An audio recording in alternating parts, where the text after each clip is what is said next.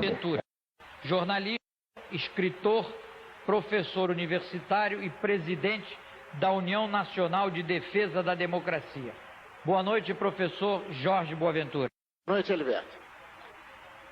Enéas Ferreira Carneiro foi candidato à presidência da República pelo PRONA, tendo obtido 360 mil votos em todo o país. E aqui no estado do Rio de Janeiro, 40 mil. É médico, é professor de cardiologia em curso de pós-graduação na 6ª Enfermaria da Santa Casa da Misericórdia do Rio de Janeiro. E é também diplomado em Física e Matemática pela Universidade do Estado do Rio de Janeiro. Boa noite, professor Enéas Ferreira Carneiro. Boa noite, senhor Heriberto. Bem, por enquanto ainda não chegou o professor João Pinheiro Neto, mas assim que ele aqui estiver, sem dúvida vai participar do programa conosco. Criminalidade.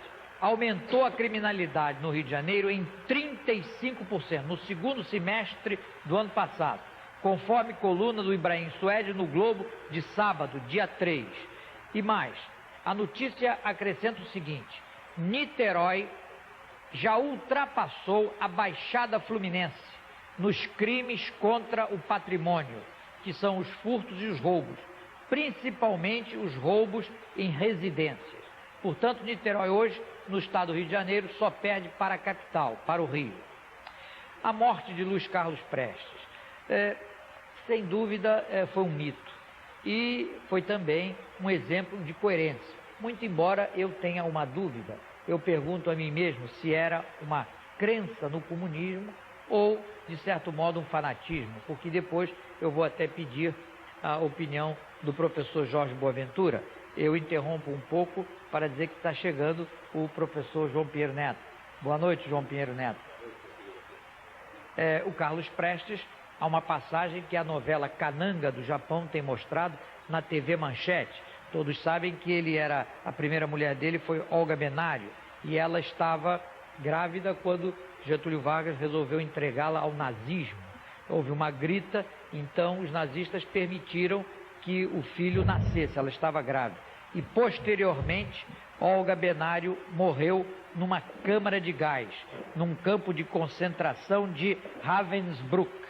Posteriormente, Prestes foi solto e aí é que eu não sei como ele fez isso, ele subiu ao mesmo palanque que Getúlio Vargas para pedir votos para Getúlio Vargas, que havia feito a entrega ao nazismo de Olga Benário. E aí eu não vejo nenhuma diferença entre o fanatismo comunista, o fanatismo nazista ou qual seja o fanatismo. São ditaduras cruéis, sanguinárias, implacáveis. Quando caiu agora o comunismo, o que foi que nós vimos nas fotografias?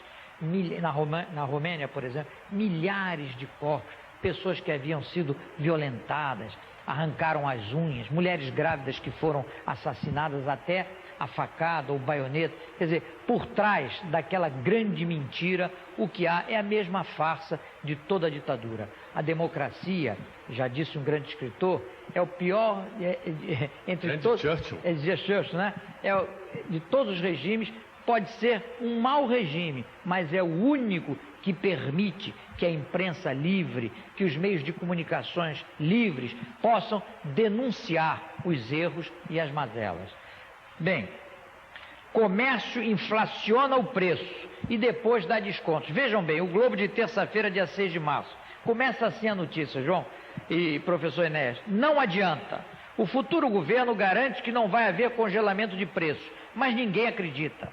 Ou haveria outra explicação para a Sears registrar nas máquinas, por exemplo, que o preço normal de um disco voador de plástico é de 840 cruzados e que há um desconto de 720.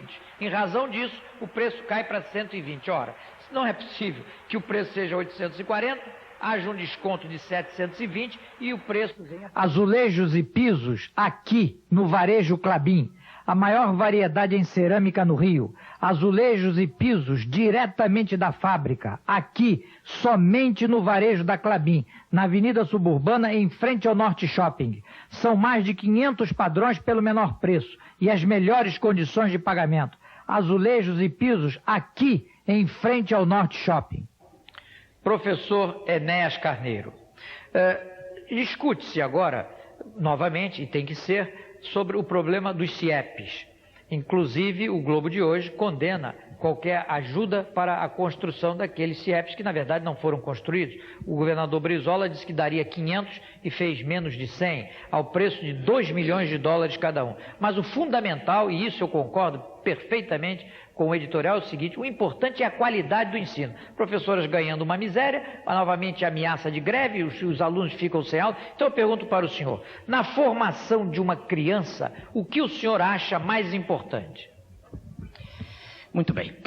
Aqui o senhor tem mais de 15 segundos, fique tranquilo. Mas eu sou disciplinado. Na hora que eu estiver passando, o senhor avisa e eu paro. Sobre diversas oportunidades, eu tenho sido solicitado para emitir uma opinião sobre esse tema. Eu sou educador há quase 3 décadas.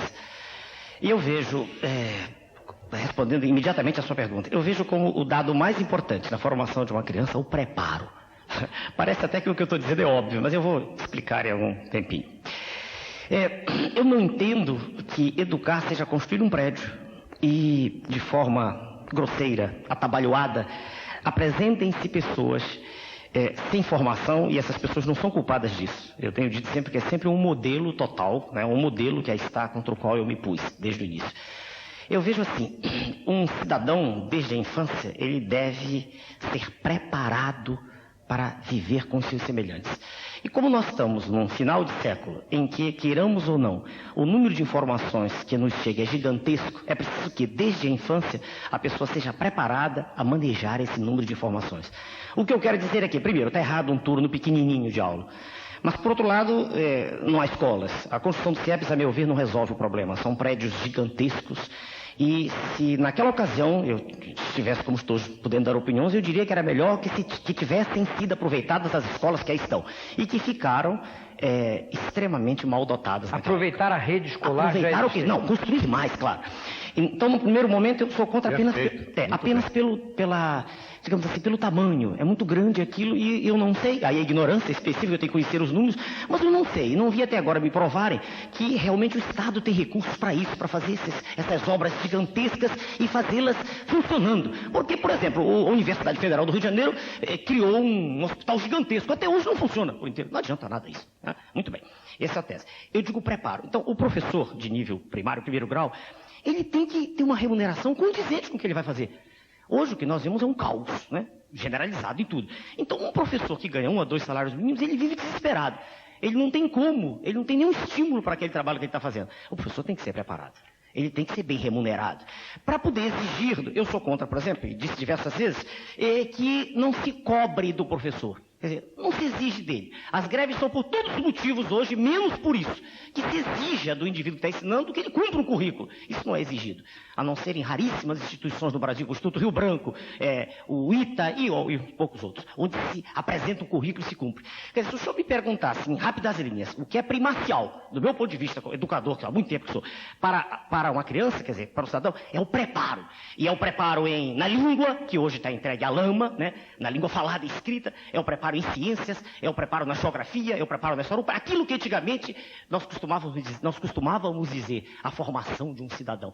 Esse cidadão bem formado, ele terá uma visão melhor da sociedade que ele vive. Ele saberá exigir melhor, ele saberá cuidar melhor dos seus direitos, saberá entender o processo sociopolítico e econômico em que vive. Essa é a minha resposta.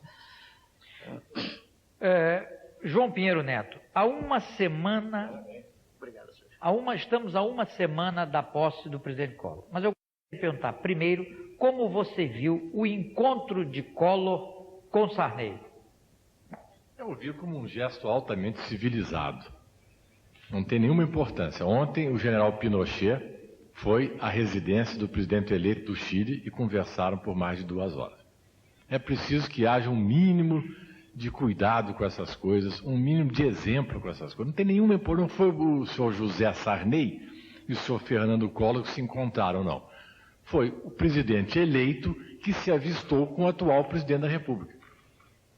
O governador Carlos Lacerda, de quem você sabe muito bem, nunca fui correligionário, deu uma demonstração muito importante de civismo e de espírito democrático no momento que foi procurar o presidente Juscelino Kubitschek e o presidente João Goulart. Assim é que democracia se aprende num sentido civilizado. num sentido honesto, num sentido decente. Não há motivo nenhum para que as pessoas se detestem e sejam inimigos em política. Você tem adversários. Inimigo é um problema pessoal. Mas no momento em que, como disse o nosso querido Pavanelli hoje em carta que me escreveu, o governador Lacerda declarou que em determinados momentos há motivos amplos para que velhos adversários se entendam com um objetivo comum de salvar o país de uma situação difícil, como ele achava que nós estávamos, é perfeitamente válido o encontro do presidente Fernando Collor com o presidente José Sarney. Acho muito bom. No que se refere ao que você perguntou, que daqui a uma semana estaremos com um novo presidente? Essa pergunta depois eu vou te dar mais tempo. Tudo bem. Algumas pessoas, não sei porquê, não entendem o encontro do Collor com o Sarney. E você respondeu exatamente. Não foi a encontro de Collor com o Sarney? Dois estadistas, dois presidentes. Não sei nem se são dois estadistas também, não. São duas pessoas, eventualmente, ocupando cargos da maior importância, que precisam se entender, precisam conversar. Repito, o presidente Juscelino Kubitschek foi um homem que deu exaustivos exemplos de boa vontade. O presidente João Goulart, a mesma coisa, na sua extrema humildade, recebeu o governador Carlos Lacerda, conversaram ambos, os três, aliás, depois, mais tarde, tentaram conversar com o Iatolá dos Pampas, que é o engenheiro Brizola, mas esse é inconversável. Esse não é passível de ser conversado. Se bem, o assunto fica para outra oportunidade, mas o Luiz Carlos Prestes, que nós respeitamos pelo sentido, vamos dizer, asceta da sua vida, um sentido, vamos dizer, de estoicismo integral, não era nem comunista o Prestes, tá bom? O Prestes é um caudilho positivista. Tanto é que ele apoiou o Ayatollah dos Pampas nas últimas eleições.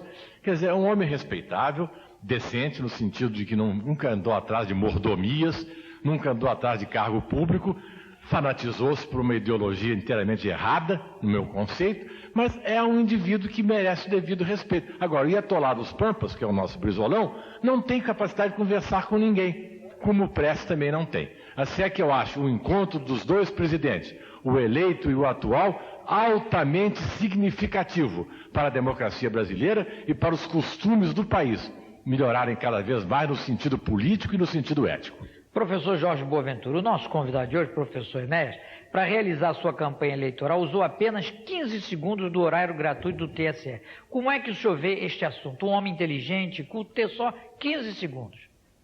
Olha, Alivete, em primeiro lugar, eu lamento que tenha acontecido isso ao nosso convidado tão simpático. Em segundo lugar, quero dizer o seguinte, que há uma certa impossibilidade de sustentar na prática ideais que se anunciam teoricamente como verdadeiros, mas que pela sua essência, pela sua natureza, se antagonizam. Por exemplo, quando se fala de igualdade em sentido absoluto, se está falando de alguma coisa inexequível. Porque no momento em que se atribui a possibilidade de todos os que queiram, obedecidos os preceitos que a lei estabelece, organizarem partidos políticos, então esses partidos, obviamente, crescerão em número, porque nós temos uma população de 140 milhões de habitantes. E no nosso caso, esses partidos ultrapassaram em número 2 dezenas. Como então dividir o tempo do programa gratuito do Tribunal Superior Eleitoral por todos os partidos igualmente, quando essa divisão necessariamente iria depender de decisão tomada a nível do Legislativo, aonde se faziam representar aqueles que exatamente exprimiam a composição das bancadas majoritárias. Então aí o princípio aquele da igualdade deixa de prevalecer e passou a vigir o princípio da proporcionalidade. Proporcionalidade do tempo a ser usado por tal ou qual partido com o peso da sua bancada em termos de Congresso Nacional.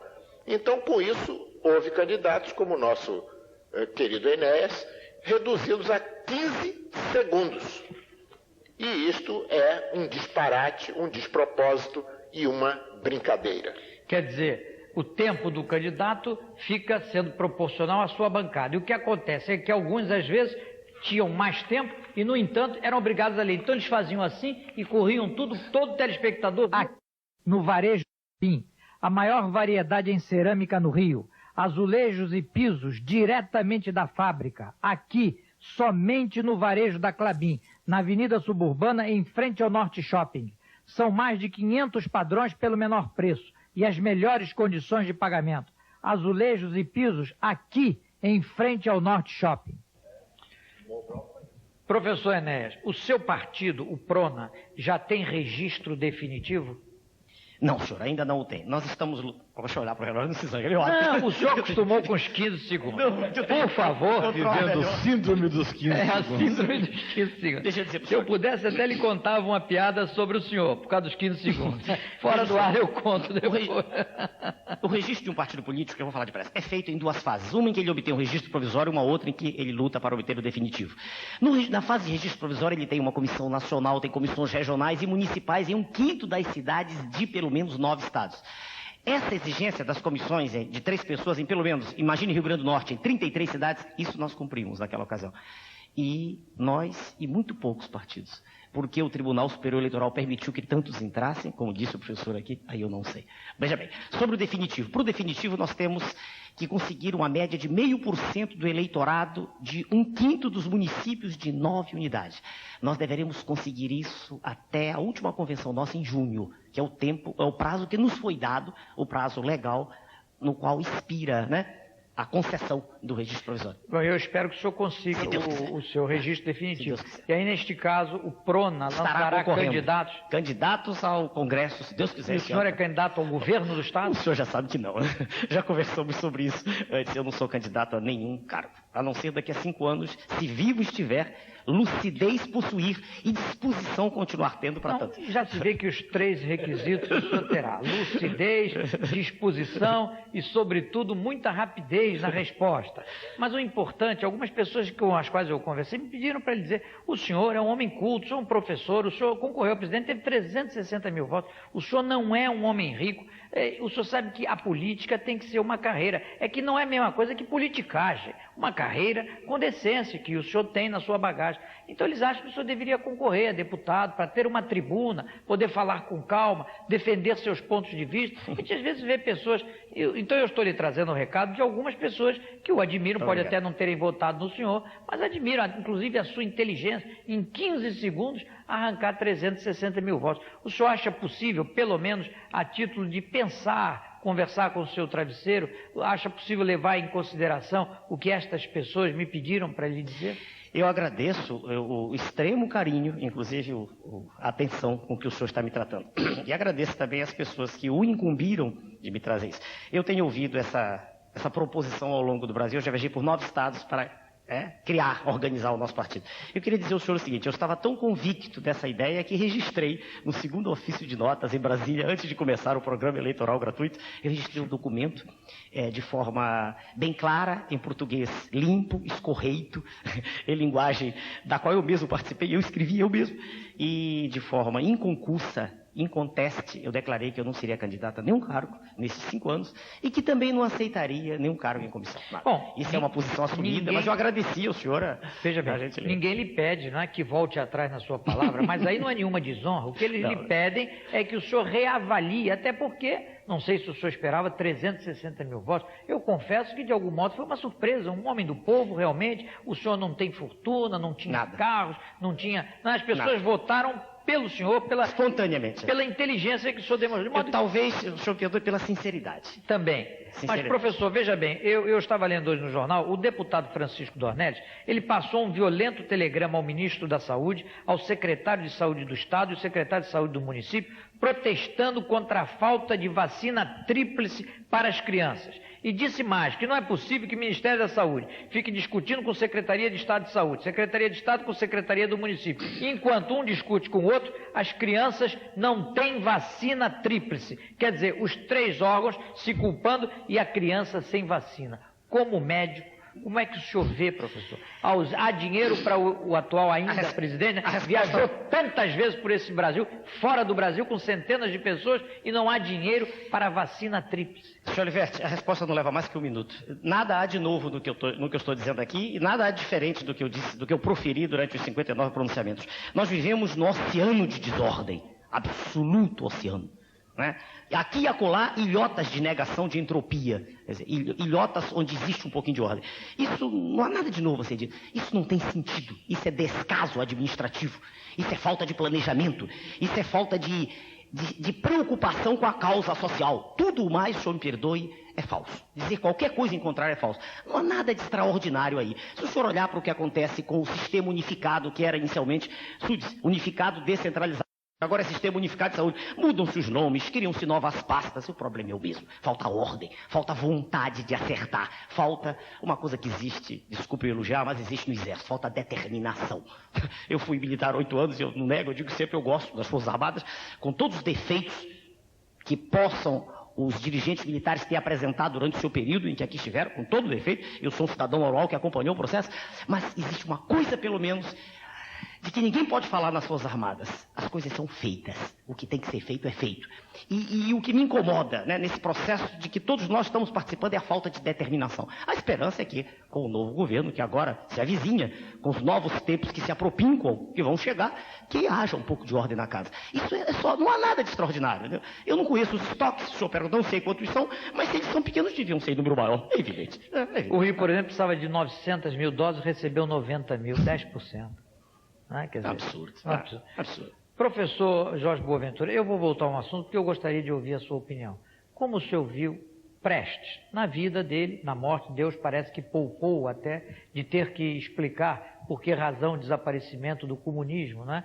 Mas ele viveu 92 anos, não há dúvida que com dignidade. Mas eu gostaria de ouvir o senhor. A figura, Prestes, a luta, Prestes. Alberto, aí nós temos que distinguir duas coisas diferentes. A primeira é relativa à personalidade do senhor Luiz Carlos Prestes, que evidentemente foi uma personalidade marcada pela extrema coerência nos pontos de vista que abraçou na juventude e que manteve até a idade avançada em que faleceu.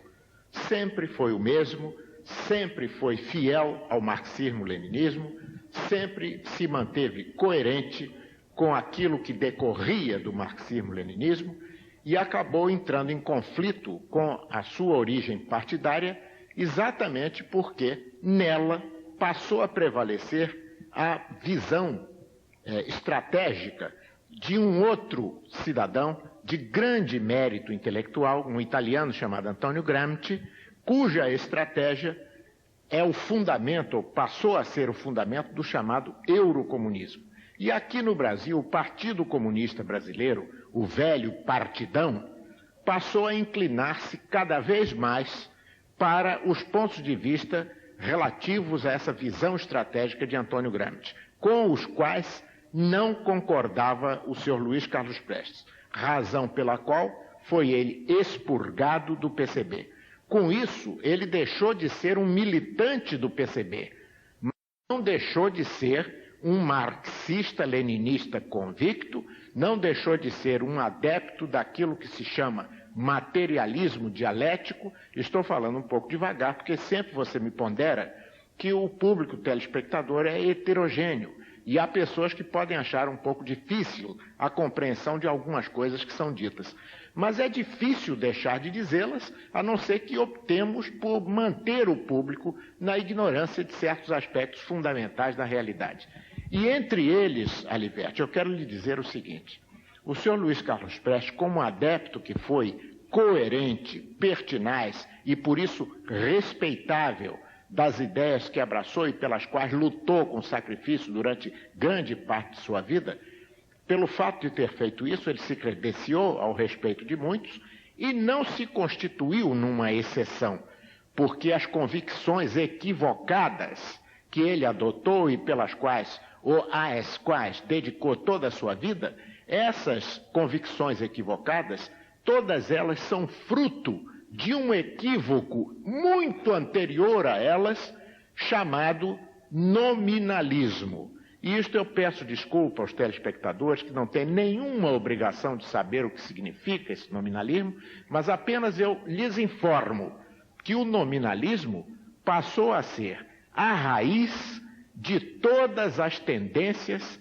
negadoras dos aspectos fundamentais no plano filosófico da civilização ocidental cristã a que nós pertencemos, e de cujas negações foi parte o marxismo-leninismo, como é parte o liberalismo tout court, que não é outra coisa senão uma outra maneira mais amável, mais ataviada, mais enfeitada de negar convicções relativas aos fundamentos da nossa cultura. Então eu diria que o senhor Luiz Carlos Prestes foi condenável quando agiu de forma drástica, que agiu ao longo de sua carreira, mas foi respeitável quando se manteve sempre fiel aos seus pontos de vista e não procurou tirar deles motivos de vantagens pessoais menos dignas. João Pinheiro Neto, Collor deve adotar pagamento quinzenal, concorda? Oliver, tudo isso eu sinto muito, são pequenos minúcias, detalhe é um francesismo, enfim, tudo bem. Pagamento quinzenal, diário, semanal, isso não tem nenhum Esse sentido. Não é o problema. Não é esse o problema. Eu gostaria de, aproveitando aqui a oportunidade do seu programa, que eu tenho tido a honra de comparecer sempre como seu amigo, eu gostaria de dizer o seguinte: o Brasil, esse negócio de quinzenal, de semanal, de pacotes, está vivendo um drama terrível que pode ser resolvido com relativa facilidade. É falta de autoridade, tá? É exclusivamente isso. Agora, meus queridos ouvintes, minhas queridas ouvintes, não confundam autoridade com autoritarismo. Durante 20 anos nós tivemos uma escuridão.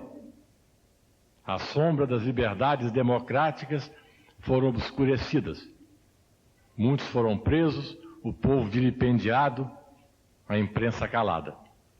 No entanto, pouquíssimos desses generais que exercitaram o direito de ser presidente da República tinham autoridade.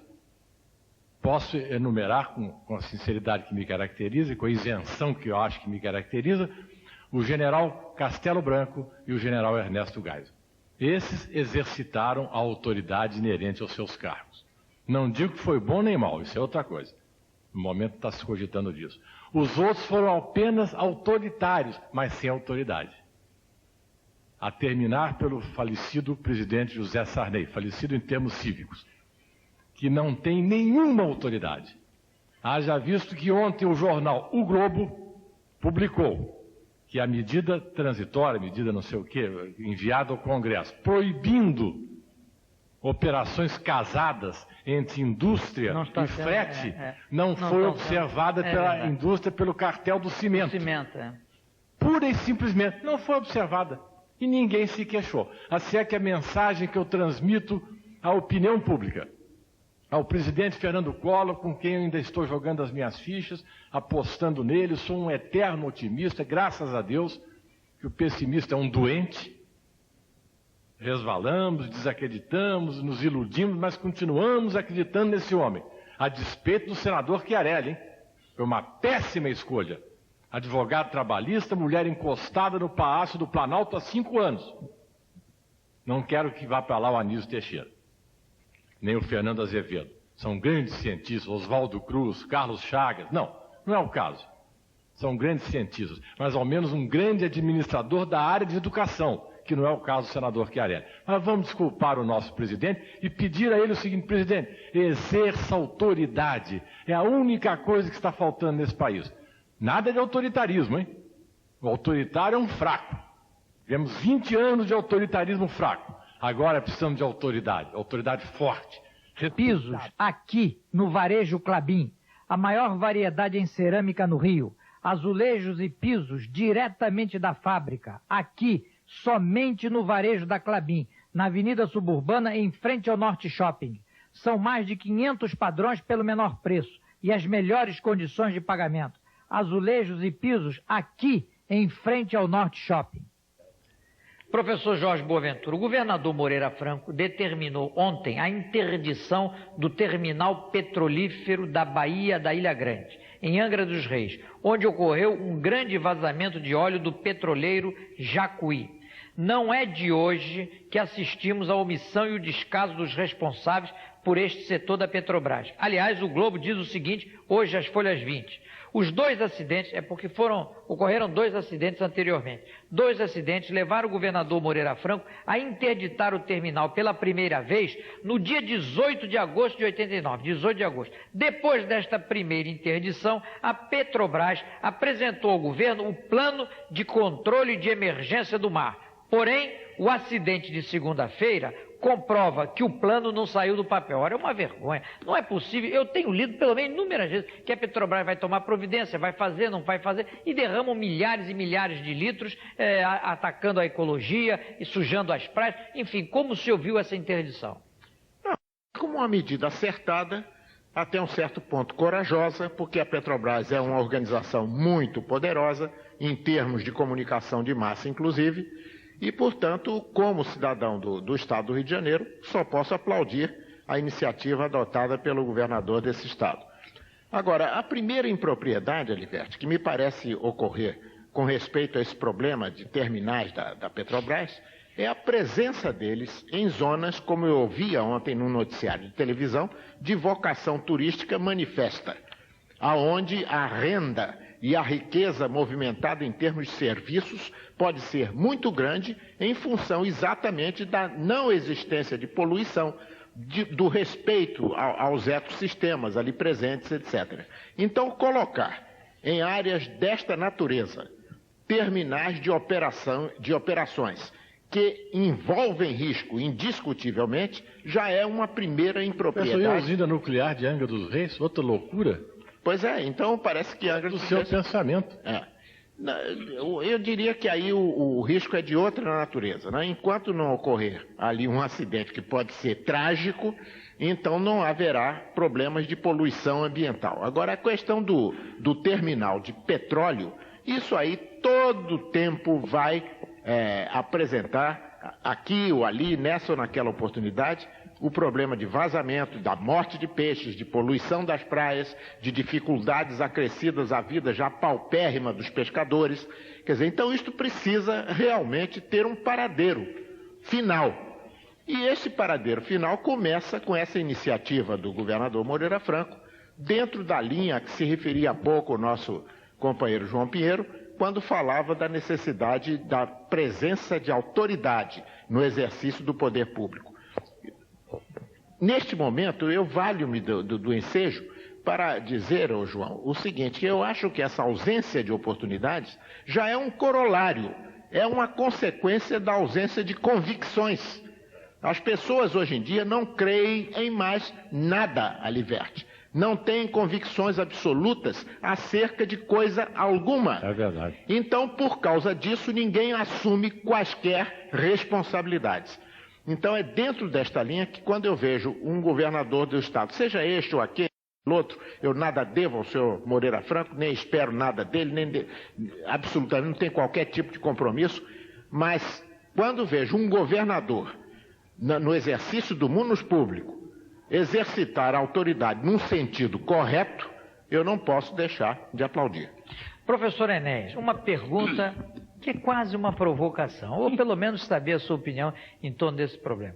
Eu ainda há pouco li que a criminalidade cresceu no segundo semestre do ano passado 35%, principalmente no que diz respeito ao crime contra o patrimônio, né? São os roubos, os furtos, os estelionatos. Hoje em dia existe muito também sequestro para o fim de extorsão, tornou-se quase uma indústria, e que Niterói, veja bem, eu até não estava a par disso, Niterói ultrapassou nessa modalidade criminosa a própria Baixada Fluminense. Eu pergunto ao senhor, nos crimes graves, de sangue, que demonstram uma grande brutalidade, o senhor admite, desde que não haja dúvida quanto à autoria, o senhor admite a pena de morte nesses crimes? Muito bem. A pergunta é muito bem feita. Posso fazer um comentário sobre o pensamento das pessoas que estão aqui? Claro. Porque eu quis só acrescer. E para não tomar o seu tempo, eles terão que responder em 15 segundos. Não, mas será bem rápido. Eu queria documentar, de minha parte, a minha concordância explícita com o comentário feito pelo nosso convidado à esquerda, o Dr. João Pinheiro, né? Quando ele falou sobre autoridade. Quando eu me predispus, perdoe-me, falar sobre a tese sobre a qual o senhor mesmo falou, mas é que eu queria amarrar bem. Quando eu me predispus, né, a sair do anonimato em relação ao grande público, eu era um profissional da minha área de trabalho, era professor de cardiologia e professor de português, até muitos anos de outras disciplinas. Mas quando eu me lancei nesse processo que é terrível, que é desgastante, né, de enfrentar câmeras e perguntas de jornalistas e às vezes muita provocação mesmo, né, inclusive sem ninguém acreditar, porque o jeito assim, não, para ser político tem que estar aí já, e eu discordo disso totalmente. Há indivíduos de extraordinário valor que estão quietos no seu canto e não estão preocupados com isso, muitos. Quando eu me lancei, foi por causa deste ponto a que ele fez alusão. Eu percebi a deterioração absoluta do binômio autoridade-ordem no país. Não há, veja o senhor, hoje, ninguém responsável por coisa nenhuma no país. Se uma pessoa entra numa loja e na loja do lado encontra 2 preços, entre os quais a relação é de 10-1, ela não tem a quem reclamar. Se uma pessoa entra numa escola e o currículo, de que falei há pouco, não é cumprido, ela não tem a quem reclamar, não adianta reclamar. Se uma pessoa entra num hospital e não é atendida, se ela for reclamar com o chefe de seção, manda o diretor. Se for o diretor do hospital, ele não pode fazer nada com a secretária de saúde. Mas nós todos já assistimos a situações desse gênero, em que o secretário de saúde, não interessa quem seja, não está atacando ninguém em particular, é o processo, é o modelo que aí está. Ele vem a público e diz assim, é preciso que haja autoridade. De quem? Eu me pergunto essa. Então não há, eu queria só amarrar. Nós estamos vivendo essa crise e ela é terrível. Eu queria só amarrar isso. É preciso que o cidadão comum, reconheça que isso é fundamental para o país. Era só essa colaboração. Me desculpe, eu quis amarrar. Não, eu acho... eu estou... Mas de pleno acordo. Sua amarrou o João ou amarrou a pergunta? Amarrar. Não, me amarrar é difícil. Não, veja, sabe por quê? Porque as pessoas passaram a ter medo de ter convicção. Após o regime militar, parece que a necessidade é de que se discuta tudo com tudo. O varejo Klabin, a maior variedade em cerâmica no Rio. Azulejos e pisos diretamente da fábrica, aqui, somente no varejo da Klabin, na Avenida Suburbana, em frente ao Norte Shopping. São mais de 500 padrões pelo menor preço e as melhores condições de pagamento. Azulejos e pisos aqui, em frente ao Norte Shopping. Professor Enéas, infelizmente chegamos ao final. 1 minuto para o seu despedido. Contra ou a favor da pena de morte? Perfeito. Eu sou diplomado em medicina. Como médico, eu jamais poderia defender a pena de morte. Como estadista, veja o senhor, em chegando a um cargo desse gênero, o que eu faria, uma vez que essa decisão de uma seriedade extraordinária era uma consulta à população, medida que já é prevista. Um plebiscito. Sem dúvida. Agora, como homem, eu sou capaz, no momento em que vejo uma criança ser estuprada, eu sou capaz, eu tenho certeza que no momento desse é talvez capaz de matar uma pessoa. Respondi como médico, como homem e como estadista. E o programa fica aqui às suas ordens. Espero que o senhor tenha gostado de ter comparecido. Muito obrigado, senhor. Professor Jorge Boaventura, sua despedida. Olha, Aliberto, eu vou aproveitar esse minuto que me resta para insistir diante dos telespectadores na necessidade de que se creia em alguma coisa, porque sem convicções não há autoridade, não há decisão. O que há é o império dos instintos e dos apetites. Com isso, a corrupção, o egoísmo, a violência, a desonestidade e toda essa coorte de males sociais que estão desagregando, corrompendo e depravando a nossa sociedade. João Pinheiro Neto. Querido amigo, posso sonhar um sonho, como diz um poeta inglês? Eu gostaria que o presidente Sarney, Deus me livre, gostaria que o presidente Collor de Mello me convidasse para ser presidente da SUNAB. 6 meses, Aliverto, transmita esse apelo, 6 meses. Não quero receber um tostão, $1 man. Homens que o Roosevelt convocou para servir ao país na reformulação do capitalismo, não recebeu nada, não quero nada. Quero 6 meses na SUNAB, tá? Porque a inflação, meu amigo, aqui é falta de caráter, é falta de vergonha. Não tem nada a ver com economista nem com ninguém. Aliverto, transmito o meu apelo. Muito bem. 6 meses na presidência da SUNAB, mais nada. Bom, o deputado... transmitiu o apelo, hein? Eu vou transmitir. O deputado Haroldo de Oliveira, vice-presidente do PFL, né? Declarou hoje que o candidato do PFL é o deputado Francisco Dornelles, porque não admite uma união com o PMDB, tendo em vista que o PMDB se desgastou pelas razões que todos já sabem. Haroldo de Oliveira disse que admite sim uma união com outros partidos, que respeita muito o senador Nelson Carneiro, mas que 59% do PFL já estão decididos em apoiar Francisco Dornelles como seu candidato a governador. Peróxidos do Brasil. Peróxidos, uma indústria química a serviço do Brasil. Faça como a Peróxidos, que ajuda a nossa juventude, ajudando o esporte amador. Empresário, escolha o esporte que mais o agrada e ajude a juventude brasileira. Bem, meus amigos, agradecendo mais uma vez a audiência que tanto nos agrada, que tanto nos, enfim, nos dá disposição de continuarmos, porque nós estamos em cima de uma novela muito ouvida, mas temos conseguido um público muito bom. Nós queremos dizer que aqui estaremos na próxima quinta-feira, às 8h30 da noite, se houver o horário eleitoral, às 9 horas da noite, no nosso Canal 9, TV Corcovado. Obrigado e até lá, se Deus quiser.